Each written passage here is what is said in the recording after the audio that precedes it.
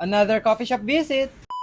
This coffee shop is located sa Halang na Cavite. Ito yung may roof deck. Kahawa ang name. They serve coffee, drinks, and snacks. Ito yung interior, Instagrammable, maganda ang ambience. Ito yung coffee machine na gamit nila. Nandito tayo ngayon sa may counter area. Tapos, ito yung isa sa dalawa nilang full body size mirrors. Nagandahan ako sa wall na to, kaya naman nagpa-video ako, tsaka picture. Umorder kami ng milky matcha at mango G's. Lasa tong jungle juice na mango. Alam nyo ba yun? Na sobrang tamis. Itong matcha na gustuhan ko, pero yung kapatid ko hindi niya bet. Umorder din ako ng seasoning Hungarian na ganito yung gravy.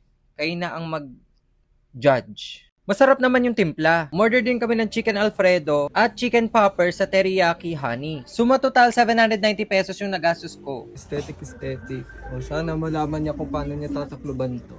Simula ng pag-uusig. Yung gravy kulang sa thickness. Yung chicken poppers, perfect yung flavor. Kulang sa tenderness yung manok. Ganon din yung chicken sa chicken alfredo. Humingi sila ng feedback at lahat yon sinabi ko sa kanila. Tapos ang pinakahihintay namin ay tumambay sa roof deck. Kasi presko at marami kang matatanaw. Tapos dito pa sa Naik, malamig tuwing gabi. Sa araw naman, nukno ka ng init. Kaya may enjoy mo talagang tumambay sa ganito. Nagpicture-picture at video kami dito ng kapatid ko. Final verdict, overall, 7/10. Open sila from 3 p.m. to 12 midnight.